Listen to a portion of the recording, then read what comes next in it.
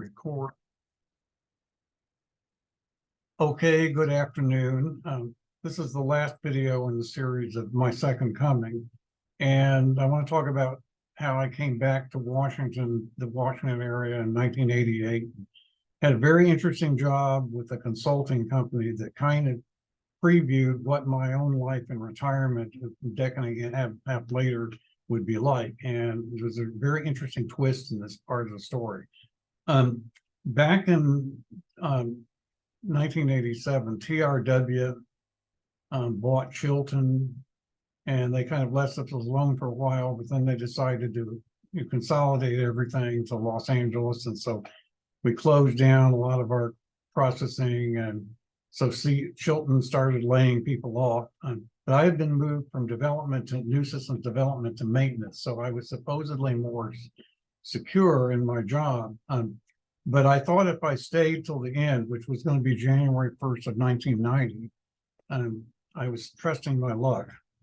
So in the spring of 1998, in June, I started looking, and there was a week in June when I had 5 interviews in the Washington, D.C. area.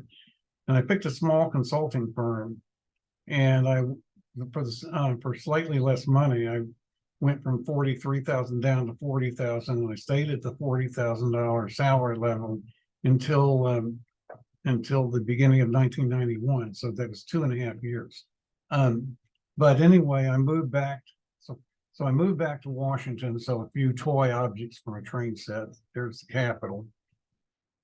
I'm not going to attack it or anything, but here's the Pentagon. And again, this is a little bit ominous because we know what happened 20 years later, the history that happened 20 years later, and so forth, 9/11 and everything. And here's the Iwo Jima Memorial, which kind of predicts being involved with gays in the military. So it sort of sets things up. And, in Washington, even then, a lot of the world was about defense, and security clearances matter. And I was kind of concerned about coming back. And I was told it was better, but it was getting better. But it wasn't, we weren't there yet. But I went to work and I'll also just mention that the last weekend in Dallas, there was a very interesting incident at a health fair on Cedar Springs in Dallas that I won't get into the details, but it became significant later, and maybe in a later video I'll explain. But I drove home. I left home on June 28th after the movers came and everything, and to move back with Mother. And I stayed in Bentley, Arkansas the first night, and then I think White Mountain, Tennessee the second night near the Virginia border, and came home before June 30th, before July the 1st. I started the job on July the 5th at Consolidated Consulting Group in Washington, D.C. at 20th and M Street. And I'll show some of the pictures later. But and then found an apartment in South Arlington at the end of July. It was, at the time, it was called the Country Club Towers on Glebe Road near I-95. Since then, the name has changed to the Harlow, and then to the Allister. So it's been remodeled and everything since then. But I lived there for 7 years in 2 different apartments, in a studio for 3 years, and I moved into a larger one in 1991. So that was where I lived for the next 7 years until I moved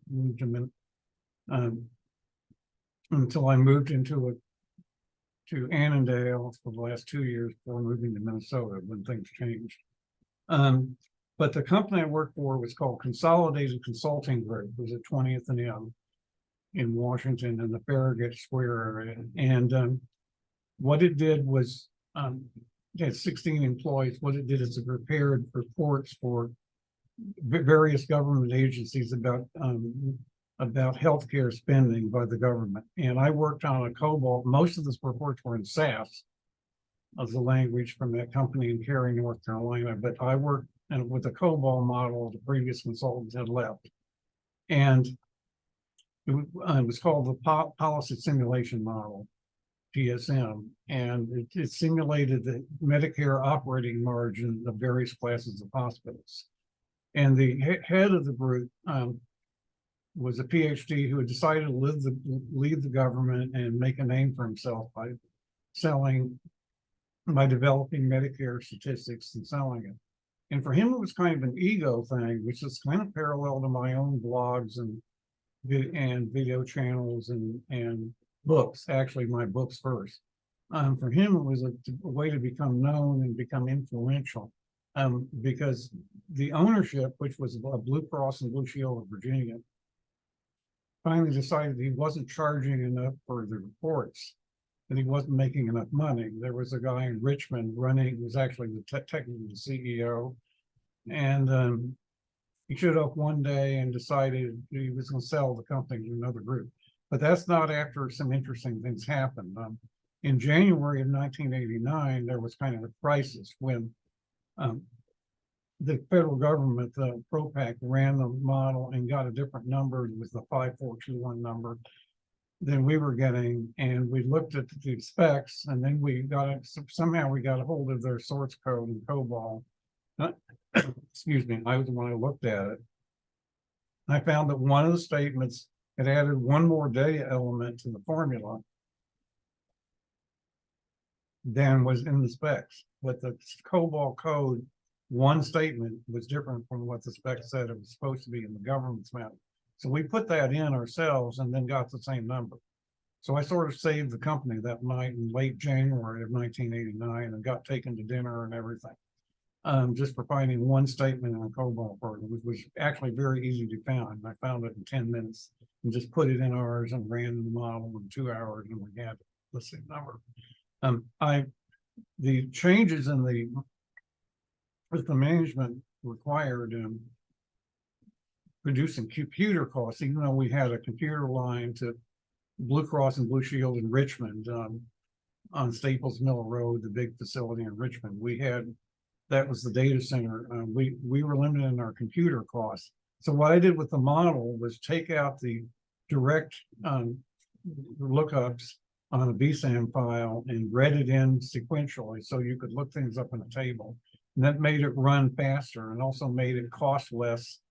The company cost that they had to pay to Blue Cross. So they had to do the accounting.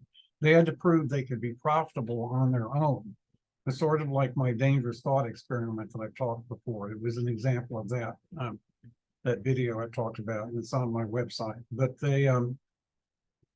that made the model a lot more profitable to run by just doing it that way. So that was my other accomplishment, was changing random processing to sequential processing in a COBOL mainframe. Very simple, but a very big deal for them.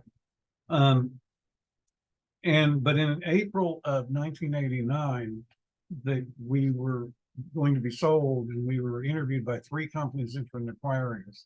And the best company, and the one I liked, and the other people generally liked, was Lewin. It was Lewin-ICF at that time. It was over on Vermont Avenue, the one subway stop away. And so one weekend in early May of 1989, I went down there to Blue Cross in Richmond. Of course, I was paid for this, but I physically copied all the data. I had to physically bring the tapes back up and be physically responsible for driving them back up in a I-95 in my own car, and not having a wreck, and not getting if they got damaged, that would destroy the company forever. So I was physically responsible for the life of the company. But I brought it back up, and on a Sunday afternoon, we put the tapes in the office building so they were safe. And then Monday we took them out to the headquarters. I'll show a picture in a few minutes. In Vienna, Virginia, near the Route 5029 intersection. And then I went out, spent a little time out there getting it to run, and it ran pretty easily. We had an IBM 4381 and a 4341. That was what they had then. And then I pretty much just maintained the model and fielded requests. I didn't really do a whole lot of Lewin. And this got into another kind of situation where, again, I sort of had a hidden attachment for one of the coworkers, which wasn't real obvious, but it was it had the potential to cause a problem. And there were a couple of odd situations. The person got injured in a softball game and some interesting stuff happened. So I wound up deciding I wanted to leave and go back to a company that was more like the past, where it was a larger shop and where you had a regular production run. And so I wound up going to starting to interview going to a headhunter and starting to interview at the end of 1989. And I got a job with Lewin-ICF Corporation, United Services Life Insurance, which might be where I would have wound up anyway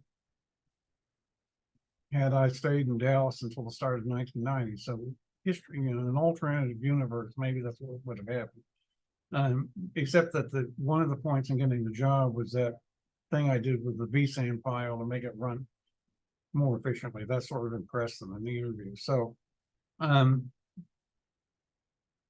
started at Lewin-ICF in January of 1991, and then things went pretty well for about a year. There were a couple of interesting projects having to do with commissions and convention qualification, and then I started working on a project for salary deduction bills, which were by group, and that was by an IDMS database that was simulated in vSAN. And I set up a scheme for printing them much more efficiently. And there was a security problem with the way it was implemented that in the summer of 1991 that another person found that caused me a lot of concern for a while. And I had also been ill for a little while. I don't get to become ill very often. I wasn't feeling very well for a few weeks. I think it was like E. coli or something. It was something I had eaten, and I gradually just got over it.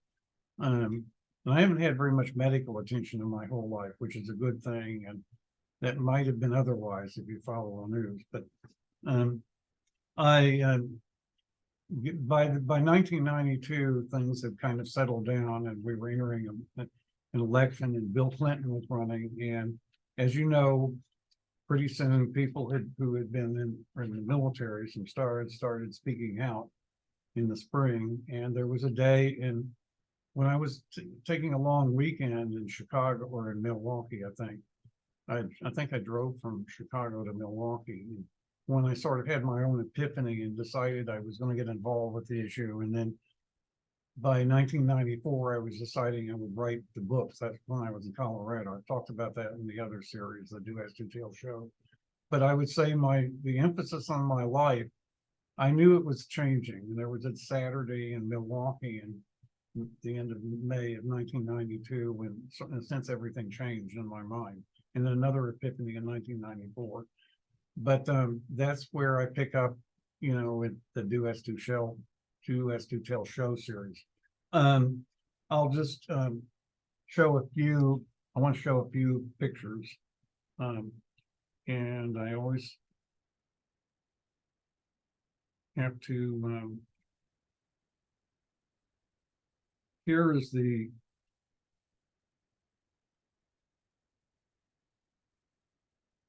the building at 20th and Ed, and just took it last night. That second building, and this was the building on Vermont Avenue, and then I'll just show this is an area near there that looks like an L Street that looks like they're trying to New Yorkize Washington. It looks like something you'd see in New York. And this is the ICF building in Vienna, Virginia, near the US 29, US 50 interchange. Those two buildings. And I did a little bit of work there. And then Lewin eventually moved. If I had stayed, I would have wound up in, I think, a place called Fairview. That's the next one. I think it's this Fairview. in Falls Church, just south of the Beltway off of US 50. And I think there is a picture of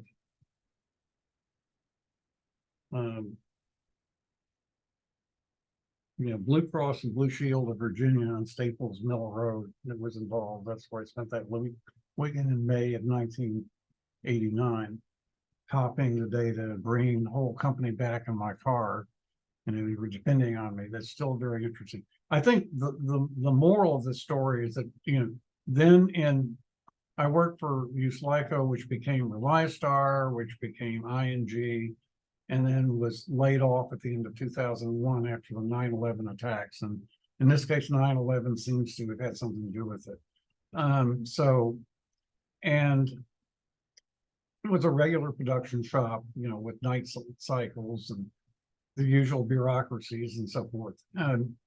And I did well financially there. I left with a lot of stuff put in the 401k when they froze the pension. I still left with a pension and everything.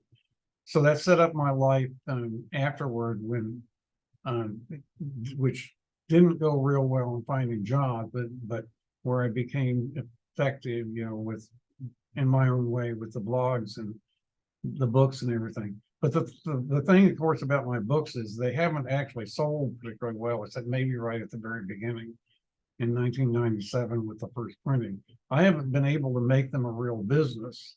And I think that was the pressure that was being put on the head at CCG, which, because he got sold to somebody who would make him turn it into a business. The guy at CCG wanted the recognition for doing this, the public recognition, and it was an ego thing for him, but he wasn't really good at having it make money until somebody else disciplined him. And that's kind of the issue that's going on with my books right now, with all the money being spent on book promotions. And after we learn, because we do think there's some interest in the film. So, that's something I'll talk about more later, but there's kind of an interesting story in how this little job at a consulting firm previewed what I would be doing later with my own stuff, even though I'd spent 12 years at Lewin-ICF, Relistar, and ING. So that's kind of what I have today. And this is the end of this series, but there'll be more about this. So I do thank you for listening.